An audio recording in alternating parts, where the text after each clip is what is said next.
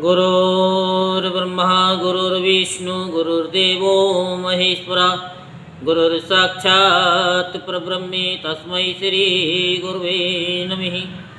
ओं गजाननं भूतगणाधिसेवितं कपितजमुफलचारुभक्षणं उमासुतं शोकविनाशकारिकं नमामि विघ्नेश्वरपादपङ्कजम्। ओं श्री सां शिवाय नमः। ओं श्री सां शिवाय नमः। ओं श्री सां शिवाय नमः। ओं श्री सां शिवाय नमः। ओं श्री सां शिवाय नमः।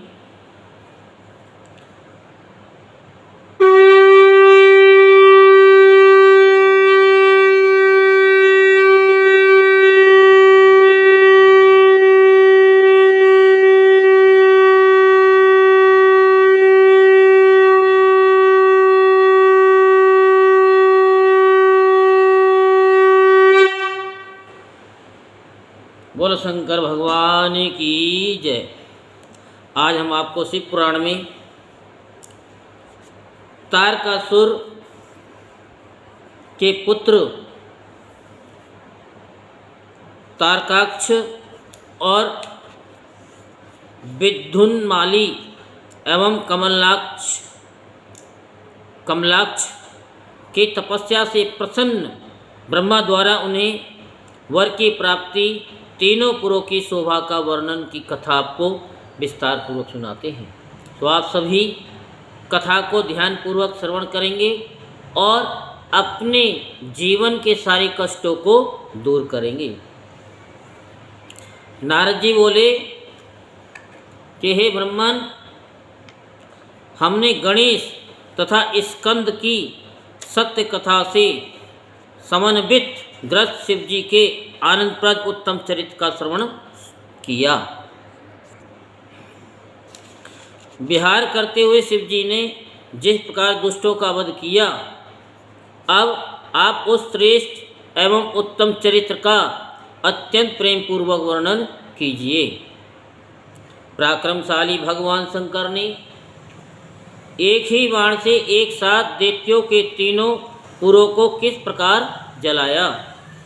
आप माया से निरंतर विहार करने वाले भगवान शंकर के इस संपूर्ण चरित्र का वर्णन कीजिए, जो देवताओं तथा ऋषियों को सुख देने वाला है। ब्रह्मा जी बोले, हे ऋषि श्रेष्ठ, पूर्व काल में व्यास जी ने महर्षि सनत कुमार से यही बात पूछी थी। तब सनत कुमार ने उनसे जैसा कहा था वही बात मैं आपसे कह रहा हूँ। सनत कुमार बोले, हे महाविद्वान व्यास जी, आप शंकर के उस चरित्र को सुनिए जिस प्रकार विश्व का संहार करने वाले उन शिव ने एक ही बाण से त्रिपुर को भस्म किया। हे मुनीश्वर, शिव जी के पुत्र कार्तिकेय के द्वारा तारकासुर का वध कर दिए जाने पर उसके तीनों पुत्र दैत्य घोर तप करने लगे। उनमें तारकाक्ष ज्येष्ठ, बिंदु माली मध्यम तथा कमलाक्ष कनिष्ठ था। वे सभी समान पराक्रम वाले, जितेंद्रिय, महाबलवान, कार्य में तत्पर, संयमी, सत्यवादी, दृढ़चित्त, महावीर एवं देवताओं के द्रोही थे। तीनों दैत्य संपूर्ण मनोहर भोगों को त्याग कर मेरु की गुफा में जाकर अत्यंत अद्भुत तप करने लगे। तारकासुर के वे तीनों पुत्र बसंत ऋतु में उत्सव सहित गीतवाद की ध्वनि तथा समस्त कामनाएं त्याग कर तप करने लगे।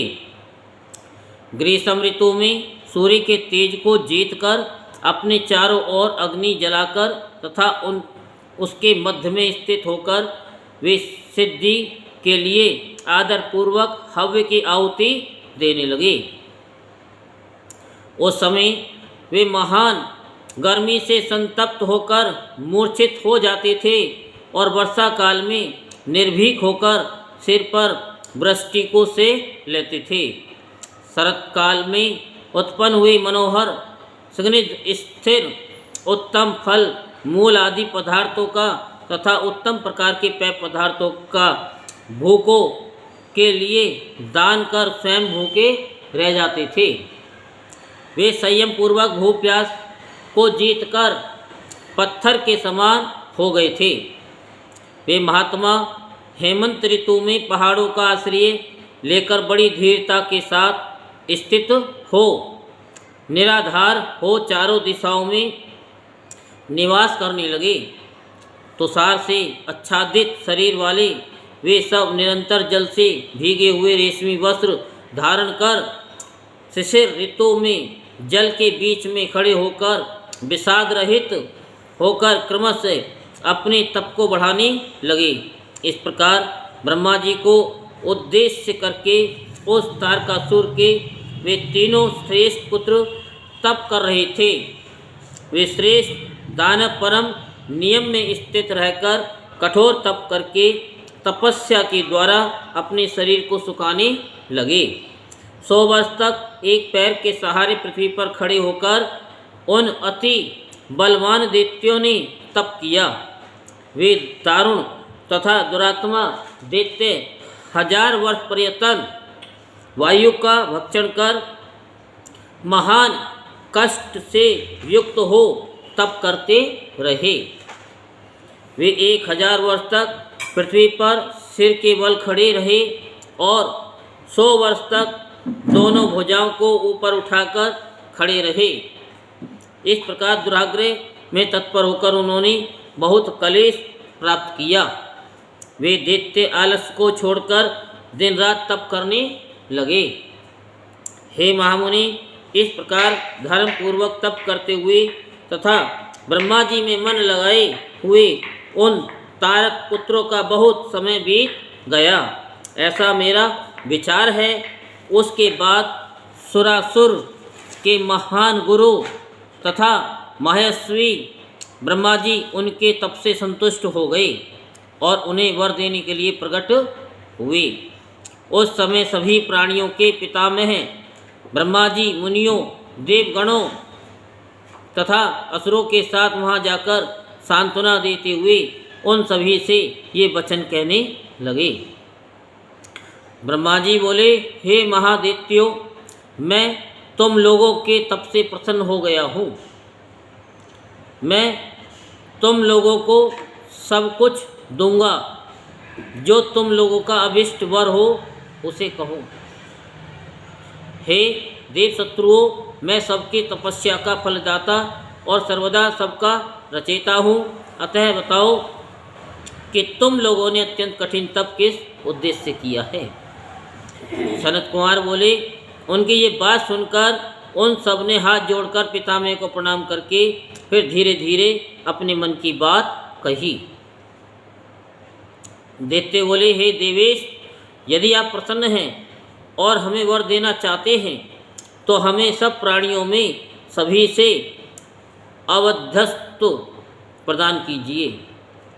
हे जगन्नाथ, आप हमें स्थिर कर दें और हमें जरा रोग एवं मृत्यु आदि कभी भी प्राप्त न हो।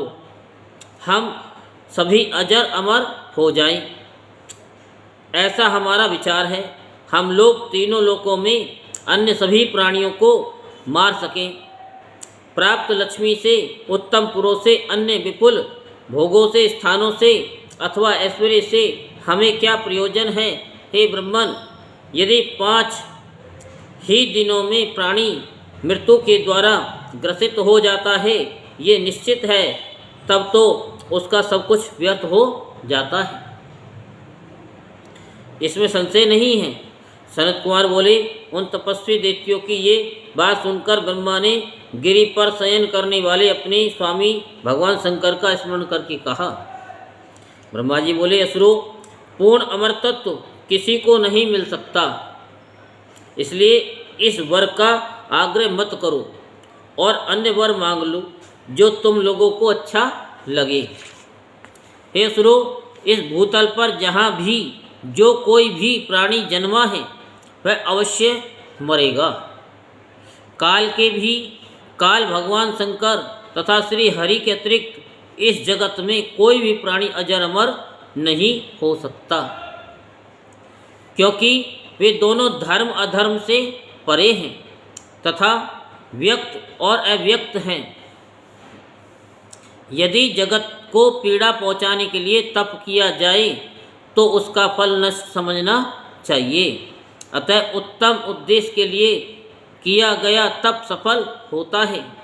हे अनग, तुम लोग स्वयं अपनी बुद्धि से विचार करके जिस मृत्यु का अतिक्रमण दुर्लभ एवं दुस्साध्य है और देवता तथा असुर भी ऐसा नहीं कर सके, ऐसी मृत्यु के अतिरिक्त अन्य वर मांगो। तुम लोग सत्वगुण का आश्रय लेकर अपने मरण का हेतुभूत कोई वर मांगो तथा उस हेतु से अपनी अपनी रक्षा का उपाय अलग अलग रूप से करो, जिससे तुम्हारी मृत्यु न हो। सनत कुमार बोले, ब्रह्मा का वचन सुनकर वे एक मुहूर्त तक ध्यान में स्थित रहे। इसके बाद विचार कर लोक पितामह ब्रह्मा से कहने लगे। देखते बोले, हे भगवान, हम लोग यद्यपि पराक्रमशील हैं, किंतु हमारे पास कोई ऐसा स्थान नहीं है जिसमें शत्रु प्रवेश न कर सके और वहाँ हम सुख से निवास कर सकें। अतः आप ऐसे 3 नगरों का निर्माण कराकर हमें प्रदान कीजिए जो परम अद्भुत सभी संपत्तियों से परिपूर्ण और देवताओं के लिए सर्वदा अनतिक्रमणीय हो। हे लोकेश, हे जगतगुरु, इस प्रकार हम लोग आपकी कृपा से इन 3 पुरों में स्थित होकर इस पृथ्वी पर विचरण करेंगे। तत्पश्चात तारकाक्ष बोला, जो देवगणों से भी अभेद हो, इस प्रकार का मेरा स्वर्ण में पुर विश्वकर्मा बनाए। कमलाक्ष ने चांदी के अति विशाल पुर की तथा बिंधुन माली ने प्रसन्न होकर वज्र के समान लोहे के पुर की याचना की। हे ब्रह्मन, जब मध्याह्न काल में अभिजित मुहूर्त हो, चंद्रमा पुख्य नक्षत्र पर हो और आकाश में नीले बादलों पर स्थित होकर ये 3 पुर क्रमशः एक के ऊपर एक रहते हुए लोगों की दृष्टि से ओझल रही। फिर जब पुष्कर और आवर्त नामक कालमेघ वर्षा कर रहे हों, उस समय 1000 वर्ष के उपरांत हम लोग परस्पर मिलेंगे और ये 3 पुर भी उसी समय एक स्थान पर स्थित हो जाएं। इसमें संदेह नहीं है। हम लोगों द्वारा धर्म का अतिक्रमण हो जाने पर कोई देवता जिसमें सभी देवों का निवास हो, वह संपूर्ण युद्ध सामग्री से युक्त होकर असंभव रथ पर बैठकर एक ही असंभाव्य बाण से हमारे नगरों का भेदन करे। शिवजी तो किसी से द्वेष नहीं करते, वे सदा हम लोगों के वंद्य पूज्य तथा अभिवादन के योग्य हैं। तो फिर वे हम लोगों के पुरों को कैसे जला सकते हैं? वैसा कोई दूसरा पृथ्वी पर दुर्लभ है। उन दैत्यों ने अपने मन में यही विचार कर ऐसा वर मांगा। सनत कुमार बोले, हे व्यास जी, उनका ये वचन सुनकर सृष्टि करने वाले लोक पिता में ब्रह्मा ने शिव जी का स्मरण करते हुए उनसे कहा, ऐसा ही होगा। उसके बाद उन्होंने मय को आज्ञा दी कि हे मय, तुम सोने चांदी और लोहे के 3 नगरों का निर्माण कर दो। उनके समक्ष मय को ये आज्ञा प्रदान कर ब्रह्मा जी उन तारक पुत्रों के देखते देखते अपने धाम स्वर्गलोक को चले गए। तदंतर धैर्यशाली मय ने बड़े प्रयत्न के साथ तारकाक्ष के लिए सोने का और कमलाक्ष के लिए चांदी का तथा विद्युन्माली के लिए लोहे का पुर बनाया और 3 प्रकार का दुर्ग भी बनाया। उन्हें क्रम से स्वर्ग में, आकाश में तथा भूलोक में जानना चाहिए। उन असुरों को 3 पुर देकर मैंने स्वयं भी उनके हित की इच्छा से उस पुरी में प्रवेश किया। इस प्रकार तीनों पुरों को प्राप्त कर महाबली तथा महापराक्रमशाली वे तारकासुर के पुत्र उनमें प्रविष्ट हुए और सभी प्रकार के सुखों का भोग करने लगे। कल वृक्षों से व्याप्त, हाथी घोड़ों से युक्त, नाना प्रकार के अट्टालिकाओं तथा मणियों से परिपूर्ण वे नगर सूर्यमंडल के समान दे दीप्यमान, चारों ओर मुख वाले चंद्रमा के समान तथा पद्मराग मणियों से जड़ित विमानों से शोभित थे। उन पुरों में कैलाश पर्वत के शिखर के समान ऊंचे ऊंचे मनोहर महल तथा गोपुर बने हुए थे। दिव्य देवांगनाओं, गंधर्वों, सिद्धों तथा चारणों से वह पुर पूर्ण रूप से भरा हुआ था। उनमें प्रत्येक घर में शिवालय तथा अग्निहोत्र कुंड बने हुए थे। शास्त्रवेता एवं से भक्त ब्राह्मण उन पुरों में सदा निवास करते थे। बावली, कुएं, तालाब और छोटे सरोवर और स्वर्णीय गुणों वाले उद्यान एवं वन्य वृक्षों, कमलयुक्त नदियों और बड़ी बड़ी सरिताओं से वे पुर शोभित हो रहे थे। सभी ऋतुओं में फल फूल देने वाले अनेक प्रकार के वृक्षों से वे पुर मनोहर प्रतीत हो रहे थे। वे झुंड के झुंड मत हाथियों, सुंदर सुंदर घोड़ों, विविध आकार वाले रथों एवं शिविकाओं से अलंकृत थे। उनमें समय अनुसार अलग अलग क्रीड़ा स्थल बने हुए थे और वेद अध्ययन की विविध पाठशालाएं भी पृथक पृथक बनी हुई थी। पापी जन तो मन एवं वाणी के द्वारा उन नगरों की ओर देख भी नहीं सकते थे। शुभ आचरण करने वाले पुण्यशाली महात्मा ही उन्हें देख सकते थे। वहाँ का उत्तम स्थल सर्वस्व अधर्म से रहित तथा पति सेवा पारायण पतिव्रताओं के द्वारा पवित्र कर दिया गया था। उनमें महाभाग्यवान बलवान दैत्य अपनी स्त्रियों, पुत्रों और श्रुति स्मृति के रहस्य को जानने वाले तथा अपने धर्म में निरत ब्राह्मणों के साथ निवास करते थे। वे पुर चौड़ी छाती वाले, ऊंचे कंधों वाले, साम एवं विग्रह के ज्ञाता, समय समय पर शांति तथा कोप करने वाले कुबड़े तथा बोने, नीले कमल के समान काले काले घुंघराले बाल वाले, मैं के द्वारा रक्षित तथा शिक्षित किए गए और युद्ध की अभिलाषा रखने वाले योद्धाओं से परिपूर्ण थे। बड़े बड़े युद्धों में निरत रहने वाले ब्रह्मा तथा सदाशिव के पूजन के प्रभाव से विशुद्ध पराक्रम वाले सूर्य, वायु, इंद्र के सदृश देवगणों का मर्दन करने वाले तथा अत्यंत शक्तिशाली वीर उन पुरों में निवास करते थे। वेदों, शास्त्रों और पुराणों में जिन जिन धर्मों का वर्णन किया गया है वे सभी धर्म तथा शिवजी के प्रिय देवता वहाँ चारों ओर व्यापक थे।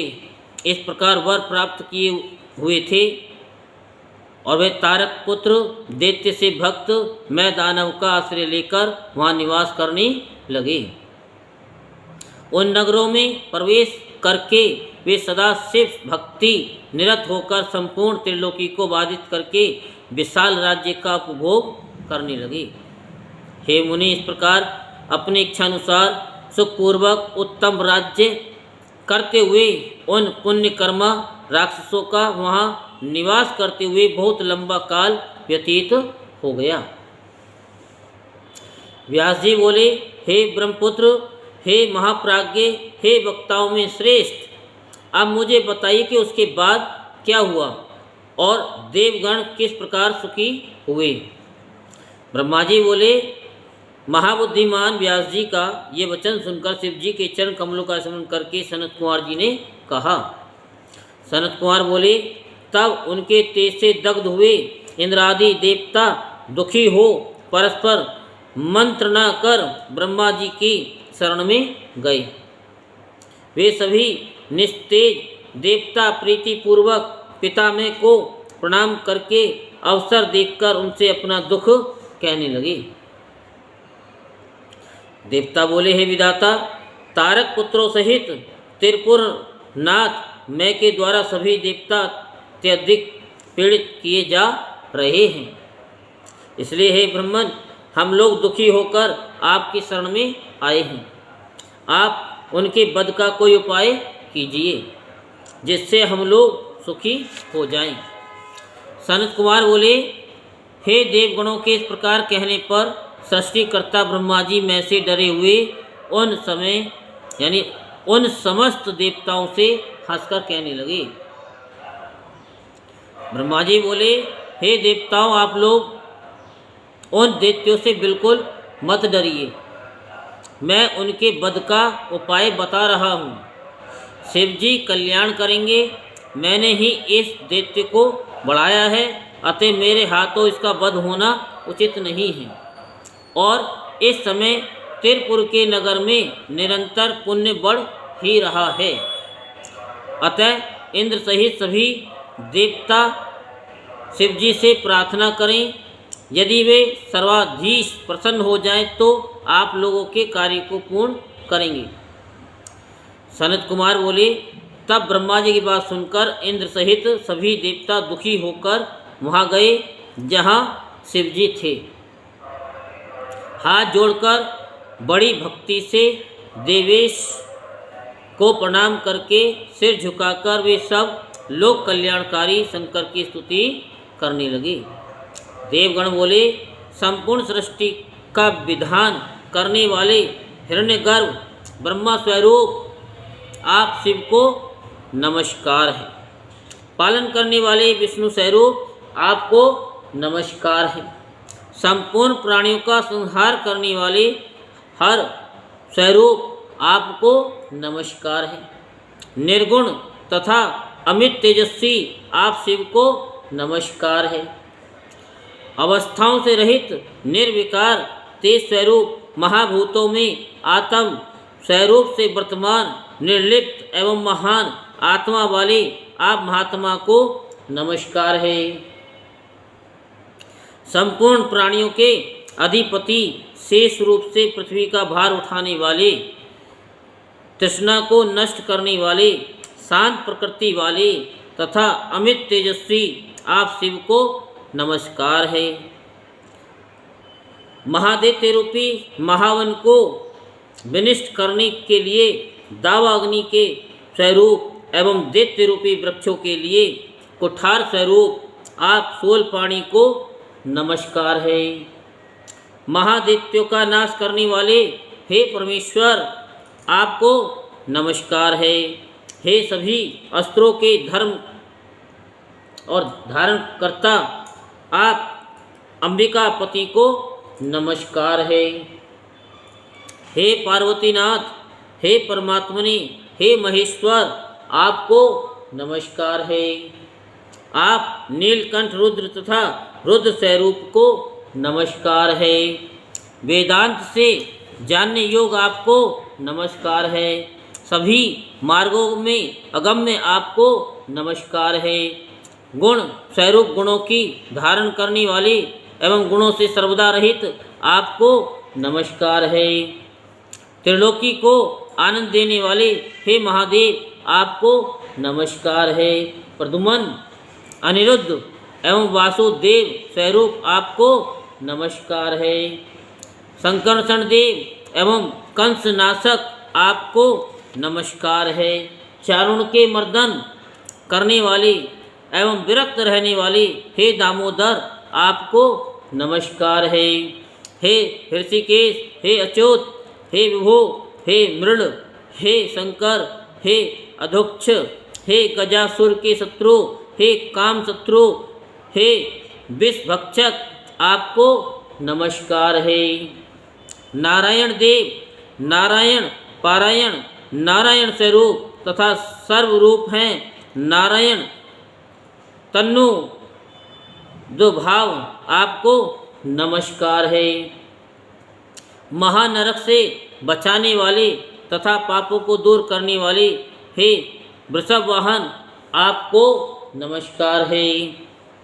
क्षण आदि काल रूप वाले अपने भक्तों को बल प्रदान करने वाले अनेक रूपों वाले तथा दैत्यों के समूह का नाश करने वाले ब्राह्मण देव स्वरूप गौ तथा ब्राह्मणों का हित करने वाले सहस्त्र मूर्ति तथा सहस्त्र अवयवों वाले आपको नमस्कार है।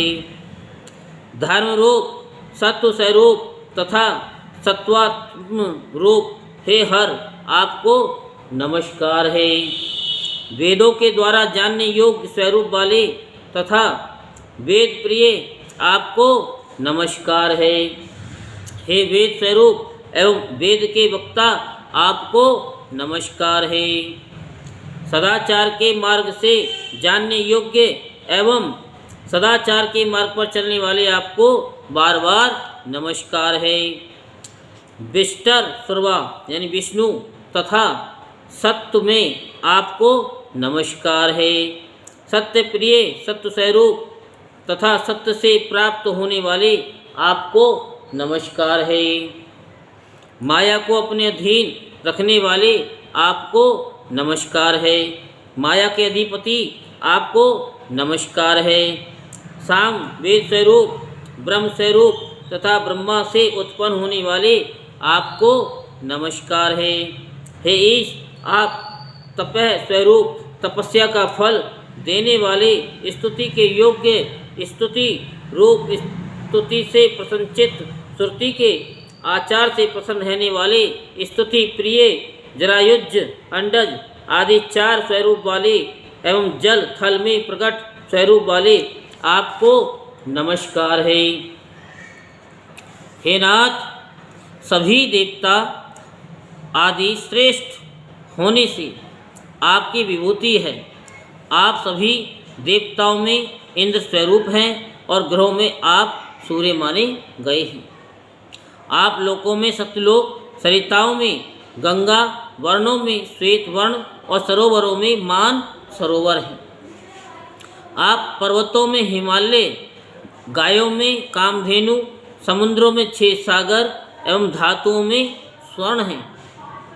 हे शंकर आप वर्णों में ब्राह्मण मनुष्यों में राजा मुक्ति क्षेत्रों में काशी तथा तीर्थों में प्रयाग हैं। हे महेश्वर आप समस्त पाखानों में स्फटिक मणि और पुष्पों में कमल तथा पर्वतों में हिमालय हैं। आप व्यवहारों में वाणी हैं, कवियों में भार्गव, पक्षियों में सरव और हिंसक प्राणियों में सिंह कहे गए हैं।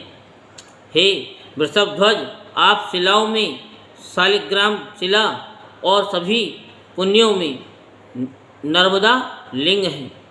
हे परमेश्वर आप पशुओं में नंदीश्वर नामक वृषभ बैल, वेदों में उपनिषद रूप और यज्ञ करने वालों में चंद्रमा हैं। आप तेजस्वियों में अग्नि और सेव्यों में विष्णु, पुराणों में महाभारत तथा अक्षरों में मकार हैं और बीज मंत्रों में प्रणव ओंकार, दारुण पदार्थों में विष और व्यापक वस्तुओं में आकाश तथा आत्माओं में परमात्मा हैं।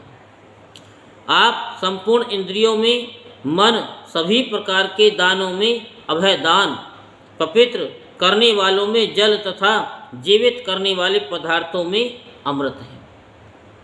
आप लाभों में पुत्र लाभ तथा वेगवानों में वायु, आप सभी प्रकार के नित्य कर्मों में संध्यापासना कहे गए हैं।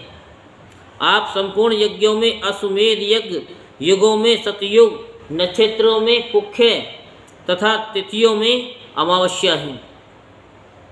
आप सभी ऋतुओं में वसंत, पर्वों में संक्रांति और तृणों में कुश और स्थूल वृक्षों में वट वृक्ष है। आप योगों में व्यतिपात, लताओं में सोमलता और बुद्धियों में धर्म बुद्धि तथा सुहृदों में कलत्र हैं। हे महेश्वर, आप संपूर्ण पवित्र साधनों में प्राणायाम है तथा सभी ज्योतिर्लिंगों में विश्वेश्वर कही गई है। आप सभी बंधुओं में धर्म, आश्रमों में संन्यासाश्रम, सभी वर्गों में मोक्ष तथा रुद्रों में नील लोहित हैं। आप आदित्यों में वासुदेव, वानरों में हनुमान, यज्ञों में जप यज्ञ तथा शस्त्रधारियों में राम हैं। आप गंधर्वों में चित्ररथ, वसुओं में पावक, मासों में अधिमास और व्रतों में चतुर्दशी व्रत है। आप गजेंद्रों में ऐरावत, सिद्धों में कपिल, नागों में अनंत और पितरों में अर्यमा माने गए हैं। आप कलना करने वालों में काल तथा दैत्यों में बलि हैं। हे देवेश, अधिक कहने से क्या लाभ है। आप सारे जगत को आक्रांत कर बाहर तथा भीतर सर्वस्व एकांश रूप से स्थित हैं। सनत कुमार बोले, हे मुनि, इस प्रकार सिर झुकाकर हाथ जोड़कर अनेक प्रकार के दिव्य स्तोत्रों से त्रिशूलधारी परमेश्वर वृषभ ध्वज महादेव की स्तुति कर स्वार्थ साधन में कुशल इंद्र आदि सभी देवता अत्यंत दीन हो प्रस्तुत स्वार्थ की बात कहने लगी। देवता बोले, हे महादेव, हे भगवान, इंद्र सहित सभी देवताओं को तारकासुर के तीनों पुत्रों ने पराजित कर दिया। उन्होंने समस्त त्रिलोक को अपने बस में कर लिया। उन लोगों ने सभी मुनिवरों तथा सिद्धों का विध्वंस कर दिया है और सारे जगत को तहस नहस कर दिया है। वह भयंकर दैत्य समस्त यज्ञ भागों को स्वयं ग्रहण करता है। उन तारक पुत्रों ने वेद विरुद्ध अधर्म को बढ़ावा दे रखा है। हे शंकर, वे तारक पुत्र सभी प्राणियों से निश्चित रूप से अवध्य हैं। सभी लोग उन्हीं की इच्छा से कार्य करते हैं। जब तक त्रिपुरवासी दैत्यों के द्वारा जगत का विध्वंस नहीं हो जाता, तब तक आप ऐसी नीति का निर्धारण करें जिससे जगत की रक्षा हो सके। सनत कुमार बोले, वार्तालाप करते हुए उन इंद्रादि देवताओं का ये वचन सुनकर शिवजी ने कहा। क्या कहा? शिवजी बोले, हे देवताओं, इस समय यह त्रिपुराध्यक्ष पुण्यवान है। जिसमें पुण्य हो उसे विद्वानों को कभी नहीं मारना चाहिए।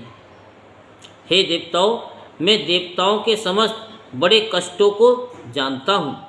वे दैत्य प्रबल हैं। देवता तथा असुर कोई भी उन्हें मारने में समर्थ नहीं है। दानव, मैं सहित वे सभी तारक पुत्र पुण्यवान हैं। त्रिपुर में रहने वाले उन सभी का वध दो साध्य है। युद्ध में अजय होते हुए भी मैं जानबूझकर किस प्रकार मित्रद्रोह का आचरण करूं, क्योंकि स्वाम्भु ने पहले ही कहा है कि मित्रद्रोह करने में महान पाप होता है। ब्रह्म हत्यारा, सुरापान करने वाला, स्वर्ण की चोरी करने वाला तथा व्रत भंग करने वाला, इन सभी के लिए शास्त्रकारों ने प्रायश्चित बताया है, किंतु कृतघ्न के लिए कोई प्रायश्चित विधान नहीं है। हे देवताओं, धर्म के ज्ञाता, आप लोग ही धर्मपूर्वक विचार करें कि वे दैत्य मेरे भक्त हैं, तब मैं उनका वध किस प्रकार कर सकता हूँ। हे देवताओं, जब तक वे मुझ में भक्ति रखते हैं तब तक मैं उन्हें नहीं मार सकता। तथापि आप लोग विष्णु से इस कारण को बताइए। सनत कुमार बोले, हे मुनि, उनका यह वचन सुनकर इंद्र आदि सभी देवताओं ने सर्वप्रथम इस बात को ब्रह्मा जी से कहा। तदंतर ब्रह्मा जी को आगे करके इंद्र सहित सभी देवता शोभा संपन्न वैकुंठ धाम को शीघ्र गए। वहां जाकर आश्चर्यचकित उन देवताओं ने विष्णु को देखकर उन्हें प्रणाम किया और दोनों हाथ जोड़कर परम भक्ति पूर्वक उनकी स्तुति की। उसके अनंतर सर्वसमर्थ उन विष्णु से पूर्व की भांति अपने दुख का समस्त कारण शीघ्र निवेदित किया। तब त्रिपुर वासियों के द्वारा दिए गए देवगणों के दुख को सुनकर तथा उनके व्रत को जानकर विष्णु ने ये वचन कहा। विष्णु बोले, ये बात सत्य है कि जहाँ सनातन धर्म विद्यमान होता है वहाँ दुख उसी प्रकार नहीं होता जिस प्रकार सूर्य के दिखाई देने पर अंधकार नहीं रहता। सनत कुमार बोले, इस बात को सुनकर दुखी यानी दुखित तथा मुरझाए हुए मुख कमल वाले देवता विष्णु से पुनः कहने लगे। देवगण बोले, अब क्या करना चाहिए? ये दुख किस प्रकार से दूर हो? हम लोग कैसे सुखी रहें तथा किस प्रकार से निवास करें? इस त्रिपुर के जीवित रहते धर्माचरण किस प्रकार हो सकेंगे? ये त्रिपुरवासी तो निश्चय ही देवताओं को दुख देने वाले हैं। हे विष्णु, आप या तो त्रिपुर का वध कीजिए अन्यथा देवताओं को ही अकाल में मार डालिए। सनत कुमार बोले, इस प्रकार कहकर वे देवता बारंबार बड़े दुखी हुए और न तो विष्णु के पास से उन्हें जाते बना और न तो रुकते ही बना। तब विष्णु ने उन देवताओं को इस प्रकार से हीन तथा विनय युक्त देखकर अपने मन में विचार किया कि देवताओं की सहायता करने वाला मैं इन देवताओं के कार्य के लिए कौन सा उपाय करूं? तारकासुर के वे पुत्र भी तो शिव जी के भक्त ही हैं। ऐसा सोचकर उसी समय सर्वसमर्थ उन विष्णु ने देवताओं के कार्य के लिए अक्षय यज्ञों का स्मरण किया। उन विष्णु के स्मरण मात्र से वे यज्ञ उसी क्षण शीघ्रतापूर्वक वहाँ आ गए जहाँ लक्ष्मीपति पुरुषोत्तम विद्यमान थे। उसके बाद उन्होंने हाथ जोड़कर प्रणाम करके प्रजापति पुराण पुरुष श्री हरि की स्तुति की। तब सनातन भगवान विष्णु ने भी उन सनातन यज्ञों को देखकर पुनः इंद्र सहित देवताओं की ओर देखकर उनसे कहा। विष्णु बोले, हे देवगण, आप लोग त्रिपुरों के विनाश एवं तीनों लोकों के कल्याण के निमित्त इन यज्ञों द्वारा सदा परमेश्वर का यजन कीजिए। सनत कुमार बोले, देवादिदेव बुद्धिमान विष्णु का वचन सुनकर वे देवता प्रेम पूर्वक यज्ञेश को प्रणाम करके उनकी स्तुति करने लगे। हे मुनि, इस प्रकार स्तुति करने के पश्चात संपूर्ण विधियों के ज्ञाता वे देवता यज्ञोक्त विधान से यज्ञ पुरुष का यजन करने लगे। तब उस यज्ञ कुंड में शूल शक्ति और गदा हाथ में धारण किए महाकाय हजारों भूत समुदाय उत्पन्न हुए। उन देवताओं ने हाथ में शूल शक्ति, गदा, दंड, धनुष तथा शिला का आयुध धारण किए हुए इसके अतिरिक्त और भी अनेक प्रकार के अस्त्र धारण किए हुए, नाना प्रकार के वेश धारण किए हुए काल अग्नि रुद्र के समान तथा काल सूर्य के समान प्रतीत होने वाले उन हजारों भूत समुदायों को देखा। अपने आगे खड़े उन भूतों को देखकर और उन्हें प्रणाम कर रुद्र की आज्ञा पालन करने वाले यज्ञपति श्रीमान विष्णु उनसे कहने लगे। विष्णु जी बोले कि हे भूतगणों, तुम मेरी बात सुनो। तुम लोग महाबलवान हो, अतः देव कार्य के लिए तत्पर हो शीघ्र त्रिपुर को जाओ। हे भूतगणों, वहाँ जाकर दैत्यों के तीनों पुरों को तोड़ फोड़ कर तथा जलाकर उन्हें लौट आना। इसके बाद अपने कल्याण के लिए जहाँ इच्छा हो वहाँ चले जाना। सनत कुमार बोले, तब भगवान विष्णु की वह बात सुनकर वे भूतगण उन देवादिदेव को प्रणाम कर दैत्यों के त्रिपुर की ओर चल दिए। वहाँ जाकर त्रिपुर में प्रवेश करते ही वे त्रिपुर के अधिपति के तेज में उसी प्रकार शीघ्र भस्म हो गए जैसे अग्नि में पतंगे भस्म हो जाते हैं। उनमें जो कोई शेष बचे वे भाग गए और वहाँ से निकलकर व्याकुल हो शीघ्र विष्णु के समीप चले आए। तब पुरुषोत्तम भगवान हरि उनको देखकर तथा वह सारा वृत्तांत सुनकर और इंद्र सहित सभी देवताओं को दुखी जानकर संतप्त चित्त हो गए और सोचने लगे कि इस समय कौन सा कार्य करना चाहिए। उन दैत्यों के तीनों पुरों को बलपूर्वक नष्ट करके मैं देवताओं का कार्य किस प्रकार करूं, वे इसी चिंता से व्याकुल हो उठे। धर्मात्माओं का अभिचार से भी नाश नहीं होता, इसमें संशय नहीं है। ऐसा सुरति के आचार को प्रमाणित करने वाले शंकर जी ने स्वयं कहा है। हे श्रेष्ठ देवताओं, त्रिपुर में रहने वाले वे सभी दैत्य बड़े धर्मनिष्ठ हैं, इसलिए सर्वदा अवध्य हैं। ये बात असत्य नहीं है।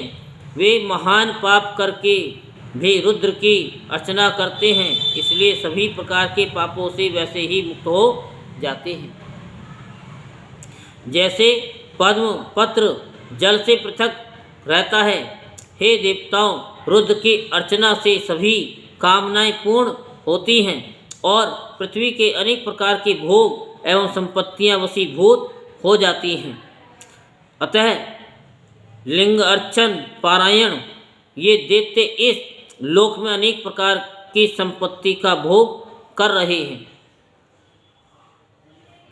और परलोक में भी उन्हें मोक्ष प्राप्त होगा। फिर भी मैं अपनी माया से उन दैत्यों के धर्म में विघ्न डालकर देवताओं की कार्य सिद्धि के निमित्त क्षण भर में त्रिपुर का संहार करूँगा। इस प्रकार विचार करने के पश्चात वे भगवान पुरुषोत्तम उन दैत्यों के धर्म में विघ्न करने के लिए तत्पर हो गए। जब तक उनमें वेद के धर्म हैं, जब तक वे शंकर की अर्चना करते हैं और जब तक वे पवित्र कृत्य करते हैं, तब तक उनका नाश नहीं हो सकता। इसलिए अब ऐसा उपाय करना चाहिए कि वहाँ से वेद धर्म चला जाए, तब वे दैत्य लिंग अर्चन त्याग देंगे, इसमें संदेह नहीं है। ऐसा निश्चय करके विष्णु जी ने उन दैत्यों के धर्म में विघ्न करने के लिए सुरति खंडन रूप उपाय किया। इसके बाद त्रिलोक के रक्षण के लिए शिव के द्वारा आदिष्ट देव सहायक उन विष्णु ने शिव की आज्ञा से देवताओं से कहा। विष्णु जी बोले, हे देवों, इस प्रकार यानी इस समय आप सभी लोग निश्चित रूप से अपने घर को चले जाएं। मैं अपनी बुद्धि के अनुसार देवताओं का कार्य अवश्य करूंगा, इसमें संदेह नहीं है। मैं बड़े यत्न से उन्हें रुद्र से अवश्य विमुख करूंगा और तब शिवजी अपनी शक्ति से रहित जानकर उन्हें भस्म कर देंगे। सनत कुमार बोले, मुनि, तब वे देवगण विष्णु की आज्ञा को सिर पर धारण कर कुछ निश्चिंत हो और फिर ब्रह्मा के द्वारा आश्वासित होने पर प्रसन्न हो अपने अपने स्थानों को चले गए। इसके बाद विष्णु ने देवताओं के लिए जो उत्तम उपाय किया उसे आप भली भांति सुनिए। वह सभी पापों का नाश करने वाला है। सनत कुमार बोले कि उन महातेजस्वी विष्णु ने उनके धर्म में विघ्न उत्पन्न करने के लिए अपने ही शरीर द्वारा एक माया में मुनि रूप पुरुष को उत्पन्न किया। वह अपना सिर मुड़ाए हुए मलिन वस्त्र धारण किए हुए, हाथ में एक काष्ठ का पात्र लिए हुए, दूसरे हाथ में झाड़ू लिए तथा उससे पग पग पर बुहारी करता हुआ हस्त परिमाण का वस्त्र अपने मुख पर लपेटे हुए विकल वाणी से धर्म धर्म इस प्रकार कह रहा था। वह उन विष्णु को प्रणाम कर उनके आगे स्थित हो गया। इसके बाद उसने हाथ जोड़कर पूज्य अच्युत विष्णु से ये वचन कहा कि हे अरिहन शत्रुनाशक, मैं क्या करूं? इसके लिए आज्ञा दीजिए। हे देव, मेरे क्या क्या काम होंगे? हे प्रभु, मेरे स्थान का भी निर्देश कीजिए। इस प्रकार उसका ये शुभ वचन सुनकर भगवान विष्णु प्रसन्नचित होकर ये वचन कहने लगे। विष्णु जी बोले कि मेरे शरीर से उत्पन्न हे महाप्राज्ञ, मैंने जिसके लिए तुम्हारा निर्माण किया है उसे सुनो, मैं कह रहा हूँ। तुम मेरे ही रूप हो, इसमें संदेह नहीं है। मेरे शरीर से उत्पन्न हुए तुम मेरा कार्य करने में समर्थ हो। तुम मुझसे अभिन्न हो, इसलिए लोक में सदा पूज्य होगे, इसमें संशय नहीं है। तुम्हारा नाम अरिहन होगा, तुम्हारे अन्य भी शुभ नाम होंगे। मैं तुम्हारे स्थान को बाद में बताऊंगा, इस समय मेरा प्रस्तुत कार्य आदर से सुनो। हे मायावी, तुम 16,000 श्लोकों वाला एक शास्त्र प्रयत्न पूर्वक बनाओ, जो माया में श्रुत स्मृति से विरुद्ध और वर्णाश्रम धर्म से रहित और अपभ्रंश शब्दों से युक्त और कर्मवाद पर आधारित हो। आगे चलकर उसका विस्तार होगा। मैं तुम्हें उस शास्त्र के निर्माण का सामर्थ्य देता हूँ। अनेक प्रकार की माया भी तुम्हारे अधीन हो जाएगी। उन परमात्मा श्री विष्णु का वचन सुनकर वह मायावी प्रणाम कर जनार्दन से कहने लगा। मुंडी बोला, हे देव, मुझे जो करना हो उसे शीघ्र बताइए। हे प्रभु, आपकी आज्ञा से सारा कार्य सिद्ध होगा। सनत कुमार बोले, मुंडी के द्वारा ऐसा कहे जाने पर भगवान ने उसे माया में शास्त्र पढ़ाया और बताया कि स्वर्ग नरक की प्रतीति यहीं पर है। कहाँ पर है? यहीं पर है, इसमें संदेह नहीं है।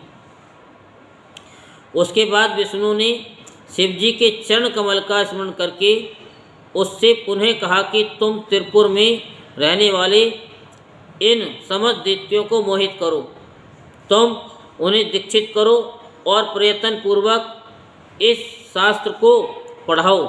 हे महामते, मेरी आज्ञा के कारण तुम्हें ऐसा करने से दोष नहीं लगेगा। हे यते, इसमें संदेह नहीं कि वहाँ स्रोत स्मार्त धर्म प्रकाश कर रहे हैं, किंतु तुम इस विद्या के द्वारा उन सभी को धर्म से च्युत करो।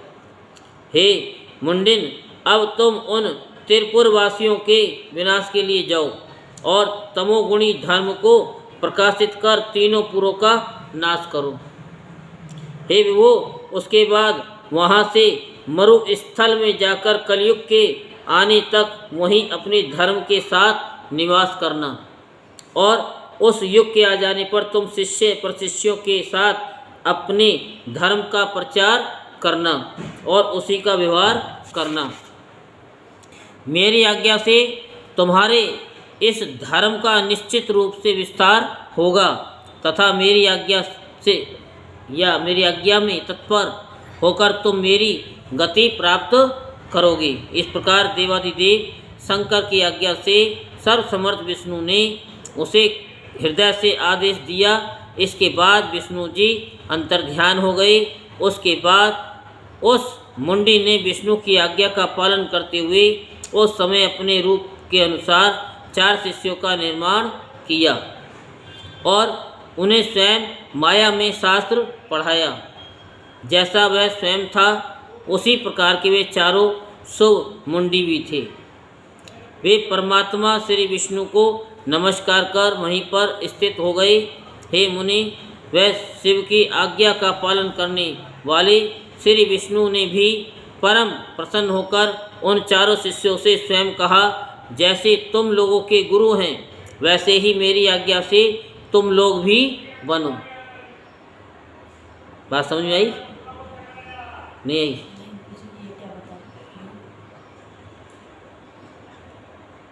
जैसे तुम लोगों के गुरु हैं वैसे ही मेरी आज्ञा से तुम लोग भी बनो। अच्छा, जैसे कि हाँ वो बता रहे कि मैं तुम लोग का गुरु हूँ, वैसे तुम लोग भी बनो। क्यों? अगर गुरु नहीं बनेंगे तो तरेंगे नहीं। गुरु तो बनना पड़ेगा। जो गुरु मंत्र लिया है किसी भी गुरु से, वो गुरु मंत्र नहीं देना, कोई दूसरा गुरु मंत्र दे करके अपने को तरना है। अब ऐसा समझो कि आपसे हमने कुछ उधार लिया तो वापस करना पड़ेगा कि नहीं कर। तो जो गुरु मंत्र है, जो आपने लिया है, जो दान लिया है, वो आपको दान करना पड़ेगा। नहीं करेंगे हाँ वो तो बनानी पड़ेंगे। और नहीं तो क्या है कि शास्त्रों में ही लिखा हुआ है कि जो गुरु मंत्र देता वो कभी तरता नहीं। वो तरेगा कब? जब वो किसी को गुरु मंत्र दे देगा तब तर जाएगा। हम आप लोगों से क्यों कहते हैं कि दो, नहीं तो हम भी दे सकते हैं, हम ही दें? नहीं, आप भी उससे ऋण हो जाओ। जैसा पितृ ऋण होता है, मातृ ऋण होता है, तो ये ऋण है, तो ये ऋण को चुकाना पड़ता है। तो वो कह रहे हैं कि जैसे तुम लोगों के गुरु हैं वैसे ही मेरी आज्ञा से तुम लोग भी बनो। वो गुरु हैं तो तुम भी बनो। तुम लोग धन्य हो और इस लोक में सद्गति प्राप्त करोगे, इसमें संदेह नहीं है। इसके बाद वे चारों मुंडी हाथ में पात्र लिए, नासिका पर वस्त्र बांधे, मलिन वस्त्र धारण किए हुए, अत्यधिक न बोलते हुए धर्म ही लाभ तथा परम तत्व है, ऐसा कहकर हर्षपूर्वक कहते हुए वस्त्र के छोटे छोटे टुकड़ों से बनी हुई मार्जनी धारण किए हुए और जीव हिंसा के भय से धीरे धीरे चलते हुए विचरण करने लगे। हे मुने, तब वे सभी प्रसन्न होकर देवादिदेव श्री विष्णु को नमस्कार कर उनके आगे स्थित हो गए। उसके अनंतर भगवान विष्णु ने उनका हाथ पकड़कर उन्हें गुरु को अर्पित कर दिया और अत्यंत प्रेम के साथ विशेष रूप से उनके नामों को बताया और कहा कि जैसे तुम मेरे हो उसी प्रकार ये भी मेरे हैं, इसमें संशय नहीं है। तुम्हारा आदि रूप है, इसलिए आदि रूप ये नाम होगा और पूज्य होने से तुम पूज्य भी कहे जाओगे। ऋषि यति कीर्य एवं उपाध्याय ये नाम भी तुम लोगों के प्रसिद्ध होंगे। तुम लोगों को मेरे भी शुभ नाम को ग्रहण करना चाहिए। अरिहन ये मेरा नाम ध्यान योग तथा पाप नाशक है। अब तुम लोगों को लोक कल्याणकारी कार्य करते रहना चाहिए। लोक के अनुकूल आचरण करते हुए तुम लोगों की उत्तम गति होगी। सनत कुमार बोले, इसके बाद विष्णु को प्रणाम करके वह माया भी अपने शिष्यों के साथ प्रसन्नतापूर्वक शीघ्र ही शिव की इच्छा के अनुसार कार्य करने वाले तिरपुर के पास गया। महामायावी विष्णु द्वारा प्रेरित वह जितेंद्रिय ऋषि तिरपुर में शीघ्र प्रविष्ट होकर मायाचार करने लगा। उसने शिष्यों के सहित नगर के उपवन में निवास कर बड़े बड़े मायावियों को भी मोहित करने वाली माया फैलाई। हे मुने, जब शिवजी के अर्चन के प्रभाव के कारण उसकी माया तिरपुर में सहसा न चल सकी तो यति व्याकुल हो उठा। इसके बाद उत्साहहीन तथा चेतना रहित उसने दुखी मन से विष्णु का स्मरण किया और हृदय से उनकी स्तुति की। उसके द्वारा स्मरण किए गए विष्णु ने हृदय में शंकर जी का ध्यान किया और उनकी आज्ञा प्राप्त कर शीघ्र ही मन में नारद जी का भी स्मरण किया। विष्णु जी के स्मरण करते ही नारद जी उपस्थित हो गए और उन्हें प्रणाम कर तथा उनकी स्तुति कर हाथ जोड़े हुए वे उनके आगे खड़े हो गए। तब बुद्धिमानों में श्रेष्ठ विष्णु जी ने नारद जी से कहा कि आप तो सर्वदा लोक उपकार में निरत तथा देवताओं का कार्य करने वाले हैं। हे तात, मैं शिव जी की आज्ञा से कहता हूँ कि आप शीघ्र ही तिरपुर में जाएं। उस पुर के निवासियों को मोहित करने के लिए एक ऋषि अपने शिष्यों के साथ वहाँ गए हैं। सनत कुमार बोले, उनका ये वचन सुनकर मुनि श्रेष्ठ नारद जी बड़ी शीघ्रता से वहाँ गए। जहाँ मायावियों में श्रेष्ठ वह ऋषि था। नारद जी भी बड़े मायावी थे। उन्होंने मायावी प्रभु विष्णु की आज्ञा से उस पुर में प्रवेश कर उस मायावी से दीक्षा ग्रहण कर ली। उसके बाद नारद जी ने त्रिपुराधिपति के पास जाकर उसका कुशल मंगल आदि पूछकर राजा से सारा वृत्तांत कहा। नारद जी बोले कि हे राजन, धर्म पारायण सभी विद्याओं में पारंगत और वेद विद्या में प्रवीण कोई यति आपके नगर में आया है। हमने बहुत धर्म देखे हैं परंतु इसके समान नहीं। इसके सनातन धर्म को देखकर हमने इससे दीक्षा ली है। अतः हे दैत्य सत्तम, हे महाराज, यदि आपकी भी इच्छा उस धर्म में हो तो आप भी उस धर्म की दीक्षा ग्रहण कर लें। सनत कुमार बोले, नारद जी विशद अर्थगर्भित वचन सुनकर वह दैत्याधिपति बड़ा विस्मित हो उठा और मोहित होकर मन में कहने लगा कि जब नारद जी ने स्वयं दीक्षा ली है तो हम भी उससे दीक्षा ग्रहण हमको भी लेनी चाहिए। ऐसा सोचकर वह स्वयं वहाँ गया। उसके स्वरूप को देखकर उसकी माया से मोहित दैत्य ने उस महात्मा को नमस्कार करके ये वचन कहा। त्रिपुराधिपति बोला, पवित्र अंतःकरण वाले हे ऋषि, आप मुझे भी दीक्षा दीजिए। क्या उनको दीक्षा लेने की जरूरत थी क्या?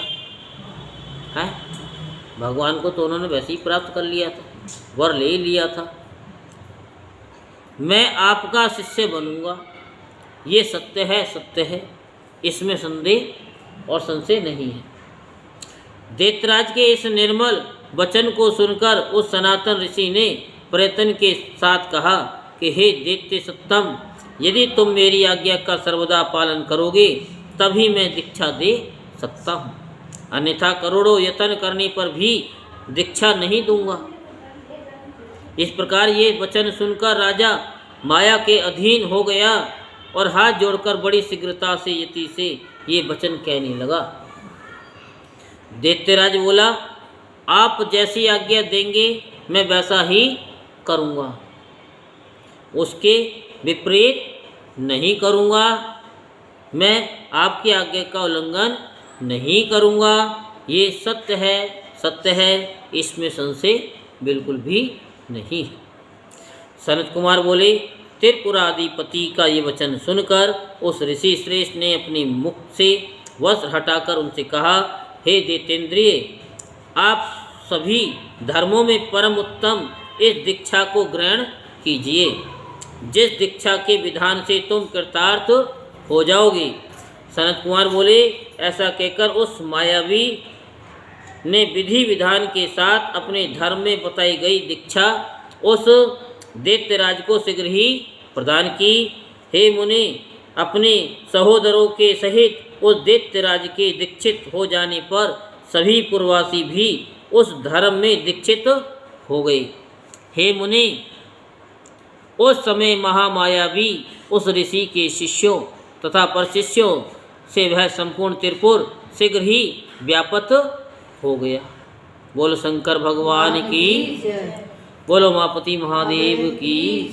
इससे आगे कथा कल आपको सुनाएंगे। बोलो शंकर भगवान की। हर हर महादेव, हर हर महादेव, हर हर महादेव, हर हर महादेव, हर